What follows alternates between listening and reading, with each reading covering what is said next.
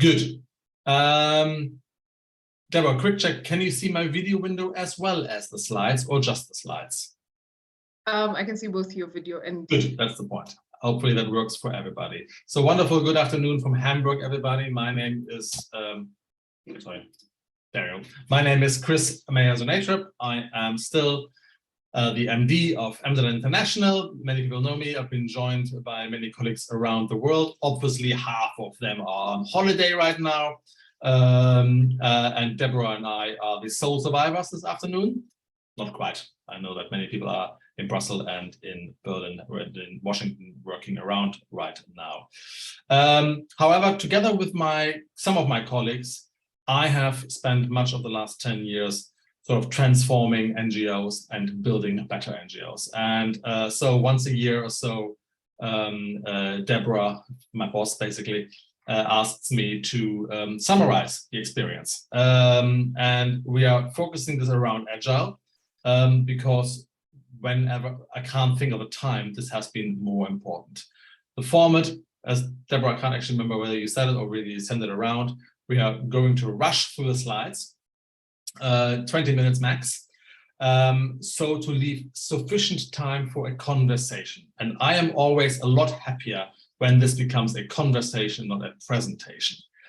So please do two things as attendees. Please, A, use the Q&A function whenever you're ready and submit a question. Deborah is super at sort of categorizing them together. You've done this really well. I can't do that at all. And lumping them together if we got too many, or doing them on a first come, first served basis, depending on how many we get. And secondly, once the last set is done, raise your hand if you can. Deborah, would you make sure that everybody can raise hands? There was a setting problem last time. Yes, everyone should be able to. Thank you. Much appreciated. Just activate your mic, and if you want to talk about something, bear in mind that this talk is public, so maybe don't mention any specific areas of your employer or your own organization, because this is by design a public conversation. Good, let's get started. Key talking points today is, the fact that we are committed. We are all committed to delivering amid all these disruptions, and all these decision makers and all these NGO professionals I speak to every day, I have the pleasure of speaking to every day, if anything, more committed than ever. But disruption, not just in the field, not just in the world, but also in people's private life, have really spiked over the last 18 months to 2 years. With COVID infections happening, job changes a lot, and organizations losing lots of staff, gaining new staff, donors extending programs on the last were more, pulling them back. And the next wave of disruptions is just around the corner. I'm pretty sure that in Q4, we are going to see the recession starting, the inflation spiking, people being basically overworked and under-resourced. Aid to and into the Ukraine is kicking off. The UN is right now facing the largest ever funding shortfall, and it's not for the Ukraine, it's for everything else. So the next wave of disruption is just around the corner, and I'm not even going to mention the next pandemic or the resurgence of the current one, because frankly, we're all sick of it. So how do we manage commitment amidst all that? Then I want to create this buzzword. Agile is a bit of a buzzword. So, to me, I'm a very simple being. I want to show briefly what it all comes down to. This may not be the Oxford Dictionary official definition of Agile, but it's hopefully useful for you to say what it comes down to. 5 lessons I want to share with you from transformations we've done over the last 2 years, and some recommendations for action, hoping that you can use them in your work. Good. So we're facing a bit of a difficult time. In 2020, Bond surveyed a lot of NGOs, and they said about half of them may go bankrupt. We've done some analysis earlier this summer, and we matched that. Over the 2022 period, 2023 period, the financial reserves of about half the UK NGOs are rapidly declining. That can only be sustained for so long. So there are significant number of NGOs in the UK at risk. Non-UK NGOs fare slightly better, but their income is dropping as well. Asking US and European NGOs as well as UK NGOs, about two-thirds expect their income to fall in 2021, 2022. That is also matched by bond survey from October 2020. We found it to be the same this summer. Many of them report sort of a lost period of 2020, 2021, with staff being at home, income being at best static, and resources very thin. And that's 80% number was really surprising to me. I kind of estimated this to be around 50 or 40%, intuitively. That it's double that was a bit sobering to me, to be very honest.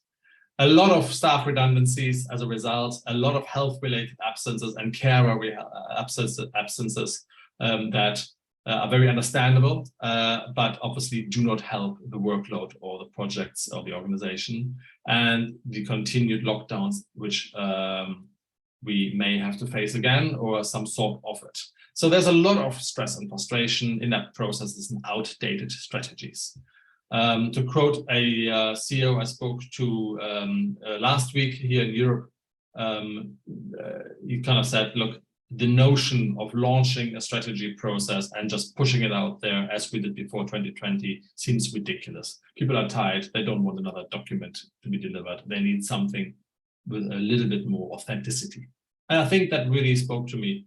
And hopefully we can connect that. And I'd love to hear what you think on that. So, sorry, there we are. On the other hand, we are seeing a number of organizations which are doing extremely well. Here are three of them. Let's just take Synagogues for one, or Interpeace as another one, a Geneva-based peace-building organization. They've gone through the same turmoil.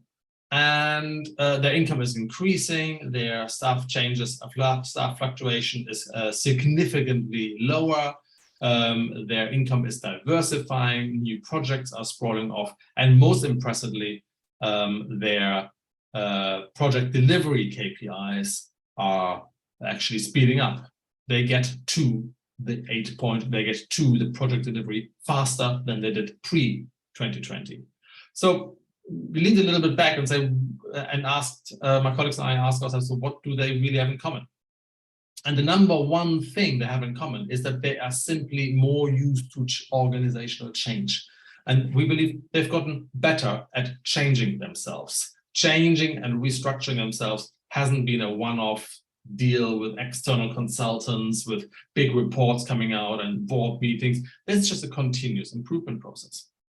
They also, as a result of which, or as a cause of which, have highly diversified income. So different donors demand different sort of data and different reports. That strengthens the reports overall, which increases diversity. So once you add on 2 or 3 other new sources of funding, you also add 2 or 3 other demands that those new donors have. And that in turn strengthens your, usually your information systems, your knowledge about your own projects. You're not just doing the M&E form for the European Union, you're also doing 2 other 3 things for Gates and the Quant Foundation, for example. And therefore you learn more about your programs, you increase their efficiency over time, so they get more data. They also, this is sort of more hands-on or more tangible, far more digital. Employees who have been sort of sick, but not really sick, can continue working at home, can continue working in a digital structure, can combine their private lives better with their work lives. I'm a big proponent of that, but we found that absences are lower and the processes are far more digital run, which also makes them more transparent, which allows an individual to pick up process when your colleague really can't. So processes are far more digitalized and far more transparent, I should say here too, far less controlled by an individual. As a result of which, also two other things, they were far quicker in establishing new partnerships. To use Kieran as an example, I'm aware that they are basically able to work with a new implement partner within weeks rather than months. A couple of weeks agreement is pretty standardized, done, let's go with this. This doesn't happen always, but it happens increasingly so. Synagogues is the same thing. They're increasingly spawning into new areas that weren't written in any strategy beforehand. We get to that in a second. But being more open, being more digital, establishes new partnerships of implementation faster. In short, they have a more agile operating system. And that's really what set them apart. And vice versa, maybe saying, we found that those organizations which continue to run to get back to some sort of normal, to get back to some sort of office-based operations with a straightforward working process, just failed to perform on that. And it seems to take a generational change in their leadership to realize that. So on the Agile thing, it is a bit of a buzzword, but not just.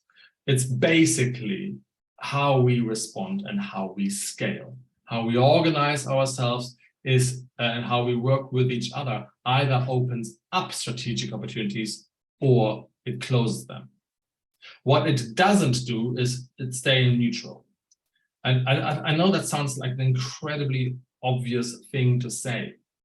You know, how we organize ourselves opens up strategic opportunities or closes them. But I think what many fail to realize, including myself for many years, is if we do not organize ourselves in a certain way, we cannot do certain things.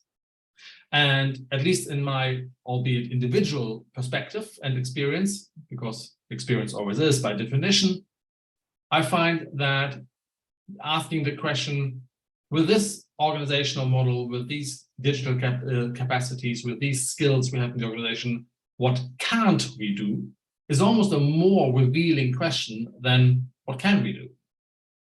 Therein lies to a very consequential way of organizing ourselves and capitalizing of strategic opportunities, or what my friend in Oxford says, dancing with the system. Bit more poetic than I am. So how we organize ourselves and how we, the tech stack, the skills we employ, the skills we harness, the values we live, all that is not just some buzzword and interesting theoretical conversation for students in their third year to philosophize about. It is literally what opportunities can we take care of for impact or what can we not. And obviously, we're limited in that. And we cannot go into an organization and design a completely different organization from the scratch. You know, I know some consultants promise that, but it just won't happen. It has to be based on values and where people come from. So an organization which has been deeply traumatized, which has been going through so much difficulties, will just need longer. And this may not be very popular, but it's true. Some probably won't be able to. Their mandate, their donors, their board is so inflexible that there is no major way of changing how we organize ourselves. And that has to be said. And you can find that out in the first 2 weeks. And that's okay as well. Maybe that's just fine. So it has to be based on the values and on the understanding of the people we serve. Would they accept a different way of us serving that problem, those people? And if the answer is no, then let's leave it. So let's not organize or run agility projects for the sake of it. In many cases, however, it can. Good. As I said, I'd love to hear what you think of that. Pop it into the chat or the questions, and then we'll have more of a conversation once this is done. The takeaway point from this slide is really this thick one here. How we organize ourselves, either closes or opens opportunities. It is not neutral. Good. So what is it? What does it come down to? And then we are nearly done here, actually. It comes down to a few key things, and there's a lot of nuances and a lot of complications, but this is basically it. If you get those 5 points done, then you're probably 60% there. Number one, strategy is set as a target. not in a sort of prescription. The prescriptive way to achieve some targets works less and less. It is, well, by its definition, future gazing, trying to anticipate what will happen, or trying to rely too much on the past. You know, and saying, we have always delivered like this, we will be able to deliver like this in the next 5 to 10 years. But a motivating and rallying strategy sets a target and then can quite openly say, by the way, not entirely certain how we do this, but that's not the governance or the strategies part, that is the business plans task. And that business plan can be updated yearly. So it's far more agile than the overarching strategy, which, by the way, makes the change more possible. If you have a strategy that doesn't really change depending on the next disaster, the next disruption, the next key person leaving, the next donor pulling out or pulling massive money in, your strategy pretty much stays the same. Your business plan may change I've seen business plans change within 8 weeks. That's fine. Second, they are obsessed with data. They literally measure everything they can get their hold on. The average meeting time internally, the project by department list, to mention 2 good indicators internally. Externally, the time it takes from contract signature to program delivery on the ground, the amount that they elect timesheets or some other time capture manner to find what is our hour per beneficiary. I hate that word, but you know what I mean. What is our amount of people per dollar implemented into the field? Every process, by how many eyes is it being laid on? So we can take a lot of measures, and they are fairly obsessed about it. The whole point of being obsessed with data and thereby learning is to turn that data into interesting, valuable reports, turn those reports into learning lessons, which cannot be a report, has to be an event, by the way, and turn that into some sort of foresight. In other words, if you're obsessed with data, you learn more, you probably get better at it. Again, it seems very obvious, but so many people don't do it. Thirdly, a platform-based approach. The platform used to be the office. Very often HQ, that doesn't work or works less and less. We need a platform on which we run projects, finances, HR, key performance indicators, social stuff. You know, where do we send birthday messages? We need a single platform which ties these pieces together to where every document can be accessed by everybody who searches for them in some sort of sensible structure that is able to be searched, rather than sharing of folders to individuals, and then you have to go through the folders like an old-fashioned library. That digital platform has some very tangible benefits. An organization we work with right now, they are spawning off offices in various countries, and the ops department doesn't. The HR, finance, quality assurance, business development processes, they all stay physically in one place, serving new locations through a digital platform-based approach, which means you're speeding up the scaling and the starting of new projects rapidly. They can now start programs within 90 days in a new country, if needed, which is the sort of agility we need. Fourth one is more human-based, more interaction-based, real trust, and it ties into the strategy. Teams, in my personal opinion, come together when and where they're needed. You know, less formal structures, very flat hierarchy, completely open data. If a task needs to be done, the teams will form around it. Colleagues will grab whoever they need to as a team. I still don't understand, if I'm very honest, why a manager needs to compose the project delivery team. In a strategy that sets targets rather than how-tos, which is, by the way, also more motivating, the team should decide for and by themselves who they need. This can be externally as well. We are seeing some of the organizations, not mentioned here, but who have undergone successful agile transformations, that they get externals into their project teams without the approval of the department head. The systems and the finance processes were simply set up in such a way that this is possible and that it's trust-based. And that tends to work better. And lastly, yes, funding is increasingly diversified. There is some direction. I'm still not sure internally. I had a conversation with a colleague about this last week. Is that a result of going agile, or is that a precondition to being agile? And frankly, it's probably going to be something in the middle. But aiming for increasingly diversified funding is absolutely important. We know from our analysis that if an organization's funding, more than 77% of an organization's funding comes from 2 or 3 donors only, they are very likely to experience severe financial distress in the next 3 to 5 years. And then it's just a matter of the reserves. How much financial distress can we take? If we don't have many reserves, it goes to insolvency. If we have some financial reserves, it goes to a reduction in that and probably a stagnation afterwards. So that's a different topic. There are Amsterdam webinars around funding diversity, but it certainly plays part into the agile. Cool. I see now people are using the Q&A function. I must have said something controversial. Let's go on to the last couple of slides, and then we'll open up the debate. I hope that those 5 points, strategy sets targets, data obsession, platform-based, trust-based, and diversified funding, helps you think and this. You can literally write this down on a post-it note and give it a score for your organization from 1 to 5. 5 being very, 1 being not at all. And then you probably get a measure of how agile, how quick, and how efficient can we possibly be. Good.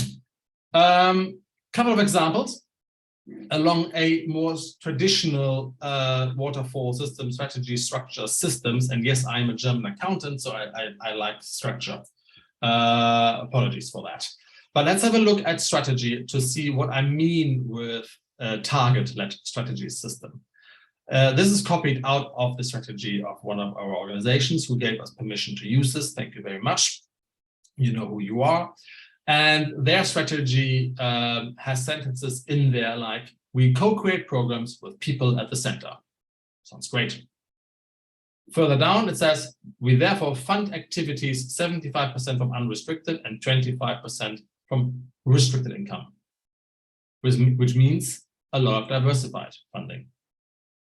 And beneath that, a bit further down, it says, we will deliver programs where they are needed, starting work within 90 days. And if you read carefully right now and put that document onto your team's desk, you'll notice an absence of reasoning why, and you notice an absence of how. It says, look, the target is we need to have 90 days to kick off programs. Our program activities, whatever they may be, should be only 25% restricted income funded. And they might not always get that, but this is the target. So dear program manager XYZ, you probably need to talk to fundraising rather than institutional funding. One more example before I'm running out of time. Looking at the structure. The structure strategy here says we deliver digitally first, delivering training, advocacy, and behavior change. The target is therefore, before you set up a local structure, having local events, deliver digitally first, focusing on training, advocacy, and behavior change. It's pretty clear of what they want to do, but it's open enough for the manager Kenya, manager Indonesia, whatever, to work within that guidance. And it's 5 or 6 words. How many is it? Or 10 words? No more than that. So the actual business plan for Indonesia is completely different to that from Kenya, completely different to that from the US. Advocacy in Washington looks very, very specialized to advocacy in Brussels, for example. So that is all possible under a strategy that is target-based and a structure that allows that. Therefore, the structure is providing digital engagement means rather than starting an office in Washington or in Jakarta. So I'm hoping that gives you a little bit of a, I'm hoping that gives you a little bit of a insight or of an example. We can talk more about when we have questions and answers, and we can jump back to the slides as well. So here are 5 lessons to close with. The structures and systems that we're built must actually support the strategy, not just be based on history. And that is incredibly hard to do. We all have history. We all have an existing structure. If the strategy is changing massively, it would be preposterous to think that our systems and our structures do not. And just think about that a second. We all have seen strategy launches in flashy, high glossy campaigns going out, and then the underlying structure is not changing at all. This doesn't work. I think I have to say, there's literally nothing more I can say about this. Secondly, we all talk about trust-based management, but trust requires data transparency. Objectives and indicators and praise and criticism and other performance data should be freely available to everybody. And it's okay to have some difficult conversations every now and then. And it's good that, you know, there are thumbs up and kudos going around on a weekly basis. And if your global chat system is doing this only point to point, i.e., one person saying to the other person without the rest of the structure being able to learn, then something is not very transparent. If your file storage in your organization, to pick a very indicator of a more hierarchy, authorizes people for access, then you're going to ask yourself, who cannot benefit from that information? Why are we excluding them? There's very few reasons why we need to safeguard data from access, and some of them have to do with personal data protection and financial protections. I'm not saying that everyone's payslip should be public, although that is increasingly done as well. But that is the exception rather than the rule. Funding diversity, I think we'll probably talk about that in a minute, so let's jump here. Data is the key to impact. So let's collect a lot of data, let's analyze it, let's create some insight and turn that into foresight. Organizational learning is key. And please, let's not confuse organizational learning with M&E. That just doesn't work for reasons we might be discussing. And finally, Deborah, you could talk about that. Let's make work for people. We are having a major labor shortage here in Europe because, in part, people are no longer prepared or able to go to the office from 9 to 5 p.m. Monday to Friday. And let's not, from a personal experience, and again, Deborah, feel free to share yours if you want to do this. I'm finding that when I'm going to an office, I'm sort of at work for 10 hours. When I'm working from home, I am fully working for 6 hours. And the productivity gain is massive. Also, I cause a lot less carbon and I spend a lot less time in traffic, which is also very nice. And also, wonderful thing, no more holiday approvals. That's very nice. Yeah, just go.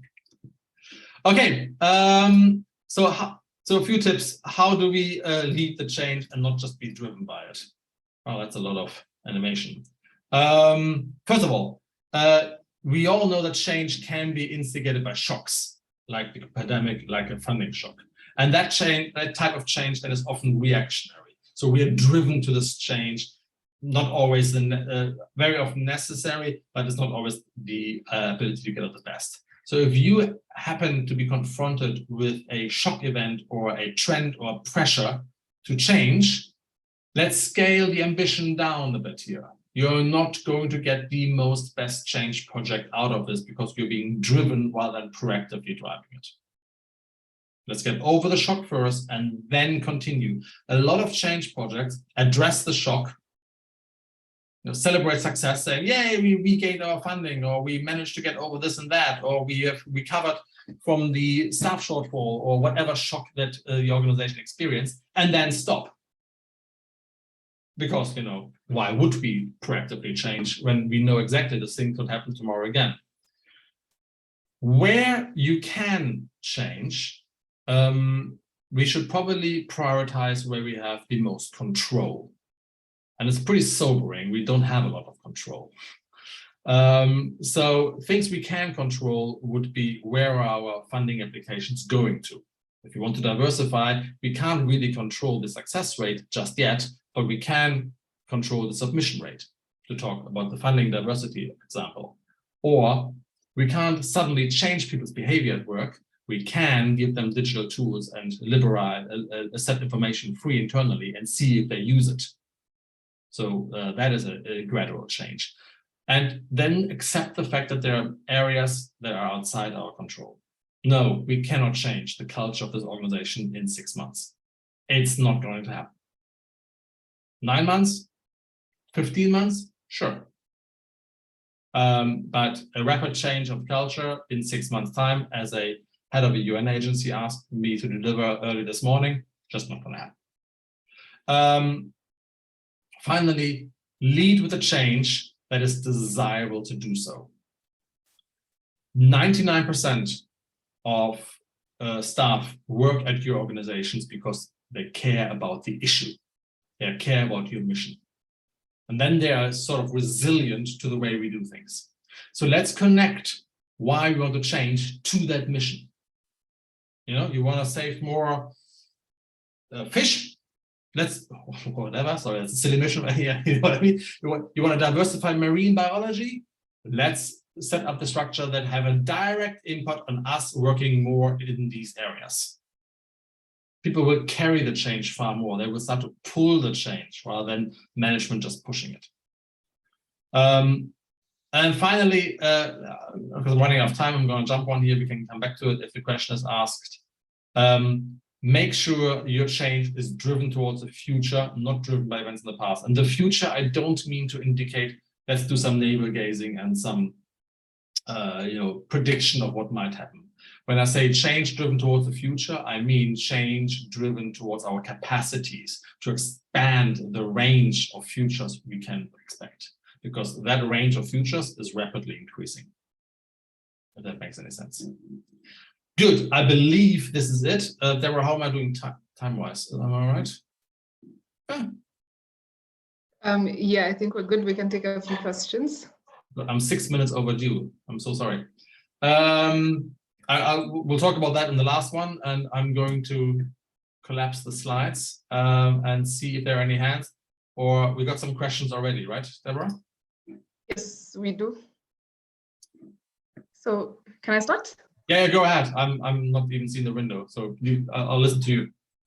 Okay, so first question is from Mark Karkels. He says, I would argue that NGOs to survive also need to start developing their response to the International Sustainability Challenge or Climate Challenge proactively, not waiting for donors or the public to impose it upon them.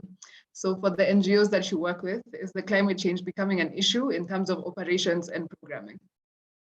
Mark, wonderful to hear from you again. And yeah, you're right.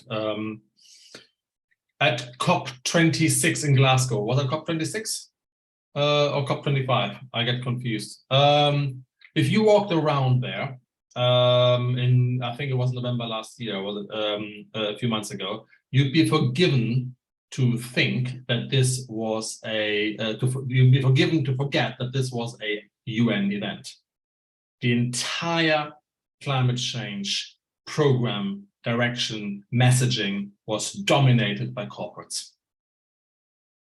And corporates have a very vital, a very large role to play, probably even more significant in terms than the NGOs do, because they cause more climate change. They are currently getting into control of the narrative, though. And any NGO not at least considering framing their responses in respect to the climate changes and the various crises beneath it, it would be a very interesting strategy.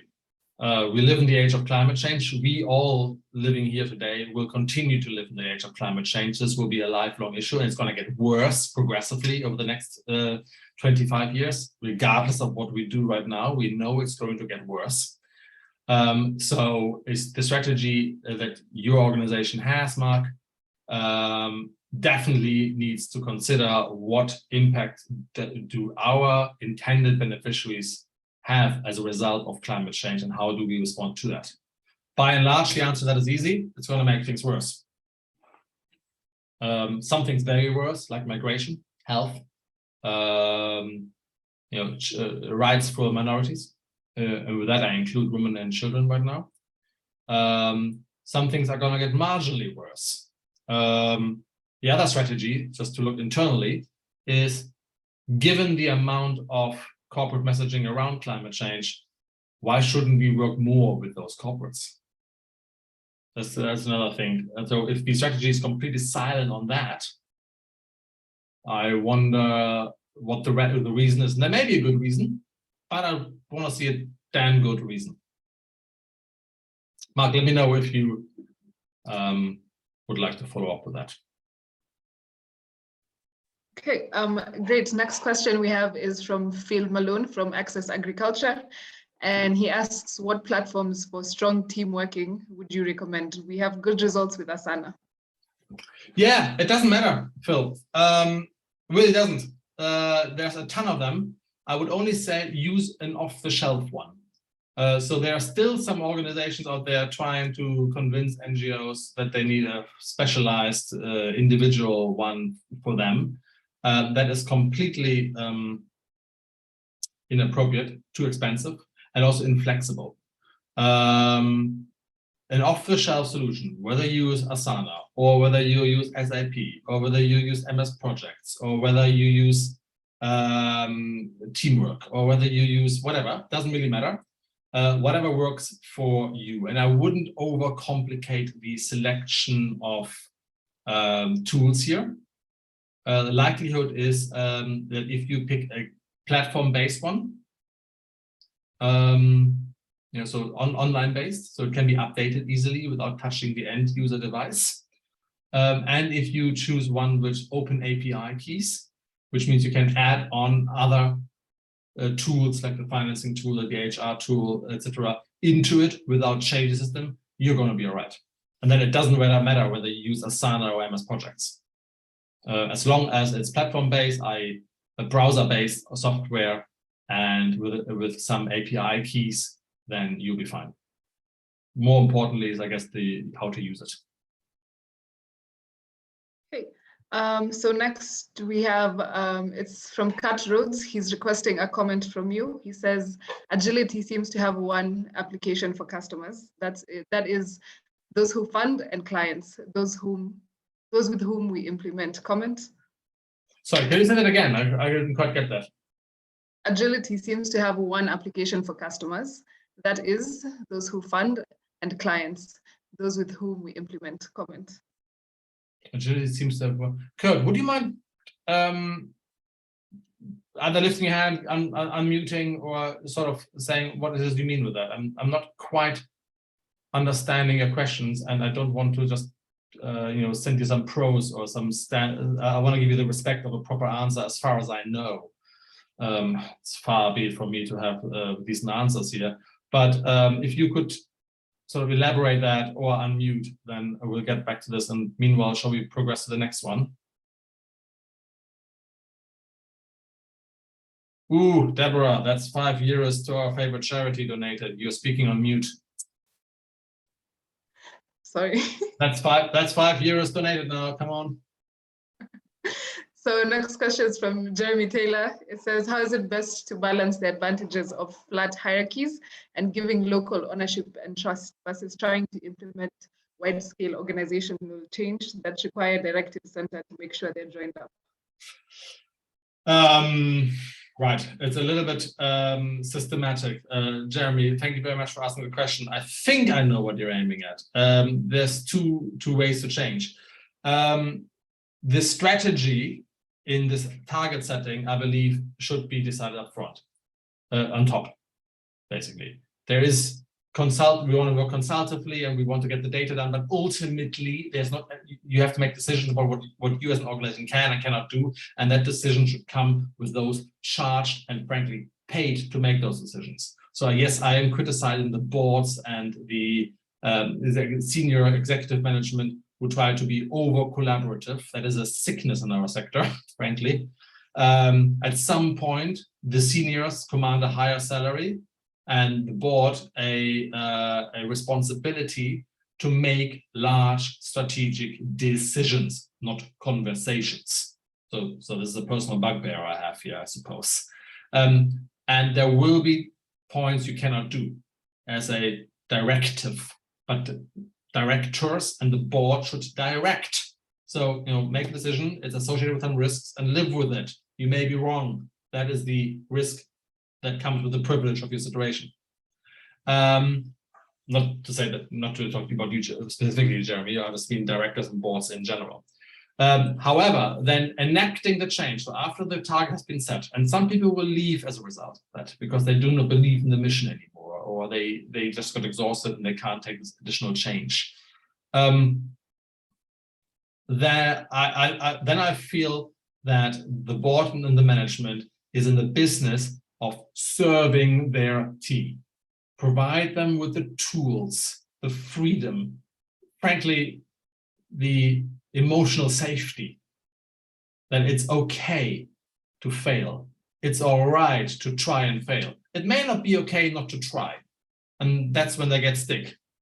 But, or we all get sick, basically. But it's okay to try something and fail. And here are the tools. And you need another consultant, let's do this. And you need a tool, let's give you this. So I'm formally really a big proponent of setting a direction and then supporting those who have the privilege to work with in achieving it.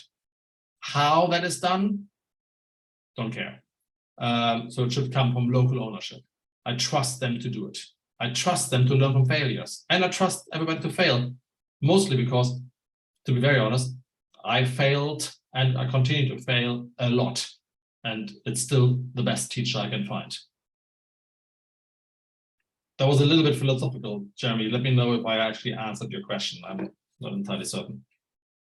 Okay. Next, I'll read a comment from Nancy. In the meantime, could you unmute Kat so he may ask his question? Oh, sorry, you want me to do that? Yes, I'm not able to do it on my end. Oh, are you not? Why is that? Okay, hang on a second.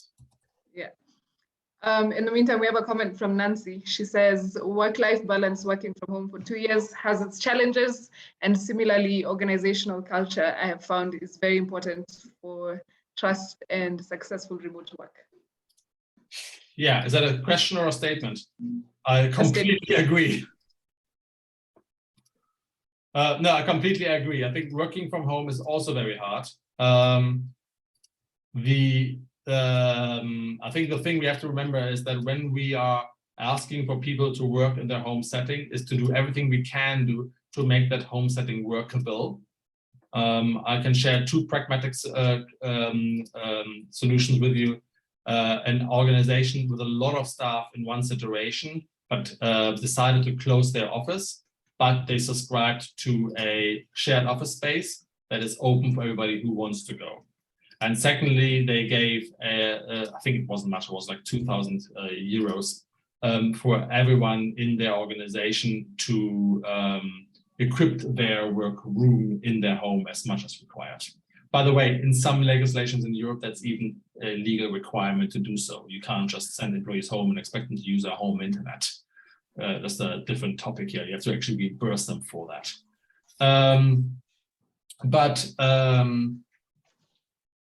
The other thing that is very important on the homework front, and Deborah, you've got some experience with that right now. You've been with Amsterdam now for a year or so, is do not mandate work times. Yes, we record the work time, but it doesn't need to equate to 8 hours a day. If you do your work in 4 hours on a Saturday afternoon, but you want to take the Monday off to do something, fine. Absolutely okay. So give them the, and not just saying that it's fine, actually living that it is. You know, saying, look, I'm not gonna reprimand you because, or give you any sort of passive-aggressive comments because I didn't get a reply from you on Monday afternoon.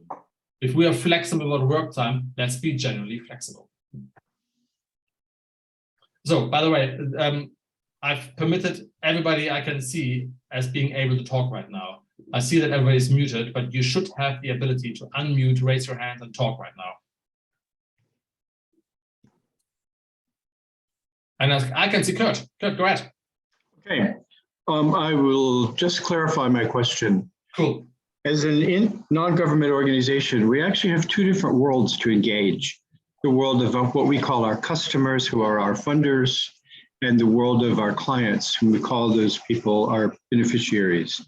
Yep. Agility looks different to me when I'm looking at customers and when I'm looking at clients. And I just asked you to comment on that. Yeah, Kurt, you're completely right. The fact is that our institutional donors and agility, they are two concepts that don't get on very well, right? Yes. And that is one of these changes we have to accept. So if my comment here is the following: if your mission, the people you care about most, those people we serve, those people whose rights we have to fulfill, those people who we call beneficial, but we should really call them the users of our systems. If their rights and their needs are best addressed by being agile, and our donors are not agile enough, then change your funding model. That is difficult and not immediately to be done, but it's by far not impossible. I can tell you 5 examples offhand right now of organizations who in the last 2 years through the COVID completely changed the funding model, not because they needed more funds, but because they needed more flexible funds. And if you allow me an edgy comment, and it's not directed at you, Kurt, or anybody in this room here, but hiding behind the donor, saying, look, I can't work flexibly to the use of, to the best advantage and to the best benefit of our beneficiaries because the donor just doesn't allow us to, is a bit of a cop-out. If the leader and the person and the responsible 22nd century leader would then say, this funding model doesn't suit us. And by the way, the private sector has to be enjoyed with a lot of caution. Most examples here aren't transferable to our sector. But if the funders of a startup do not suit the flexibility the startup needs, then the startup changes the funders. So it's a weird NGO mentality to just sort of automatically be stuck by that. Does that make sense, Kurt? Makes sense. And I appreciate the difficulty there is. If you have 180 million from USAID that you suddenly need to flex out 75% of it, that is not a 2-year job. Yes. I get that. So I'm not unrealistic, but I do think it shouldn't serve as a constant excuse. My role is to find a way to satisfy both parties while we change.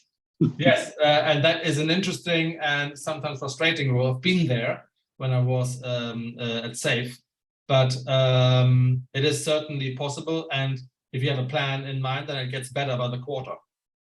Inshallah, God willing. Inshallah, indeed. Okay, I can see Phil's hand, and it was a pleasure to see you physically in Brussels this summer, Phil.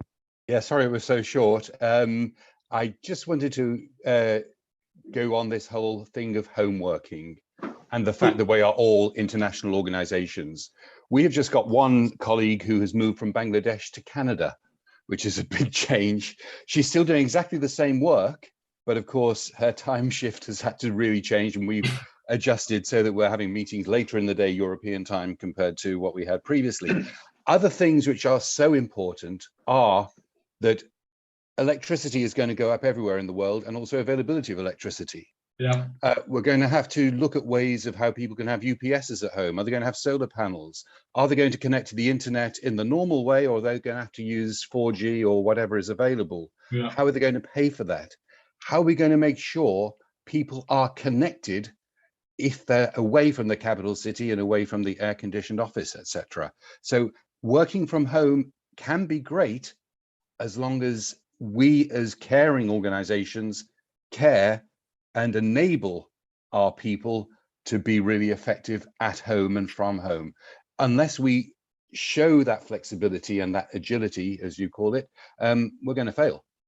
Yeah, I agree, partially. Can I contra a little bit, Phil?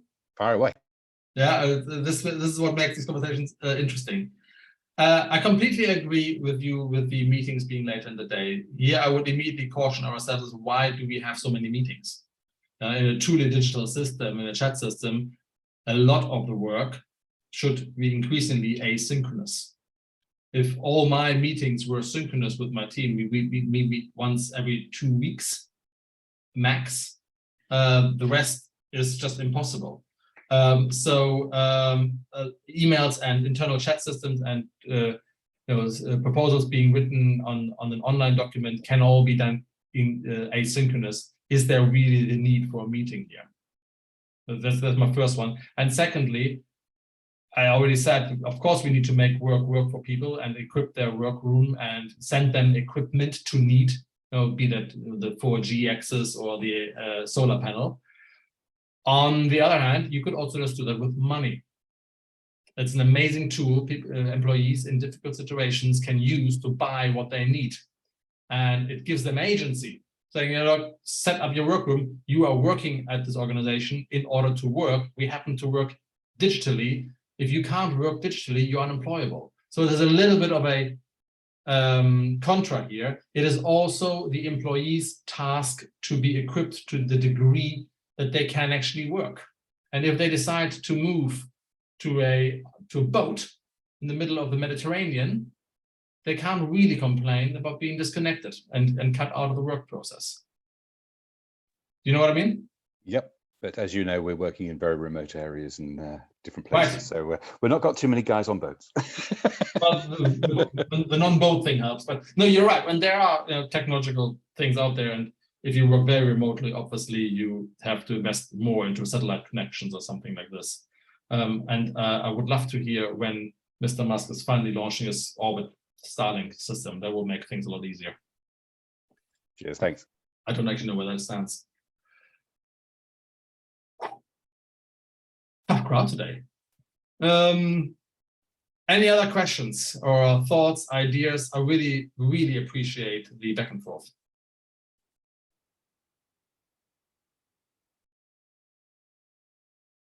Good, I think we've exhausted the issue. Then finally, let me share my screen one more time, or one last time. Can you see this? Deborah, can you see this? Yes, I can see it. It's coming up. Hang on, let me just click through that. If there are any questions, get in touch. There are also some upcoming webinars, a bit more pragmatic. My colleague is guiding us through proposal writing and sort of summarizing the best tips we've had over the last year in early September. And then we look more at this income diversification in the middle of September. How are we agile? We talked about that a little bit today, but this one focuses more on robust funding it. So how do we make funding robust? And how do we get new ways to thrive, basically. And my colleague Caroline has written a great article, which is again more on the managerial side. So Phil touches actually upon what we just discussed, clearing the air, how to sort of proactively manage conflict in a team, particularly when it's remote. Conflict is a necessary and good part of life. And I found this a good read. I hope you do as well. Did I forget any other farewell messages, Deborah? No, that's it. Thanks for joining, everyone. Indeed. Thank you very much. Oops. Thank you very much for joining. And I look forward to hopefully seeing you in person in the very near future. And until then, please stay healthy. Goodbye.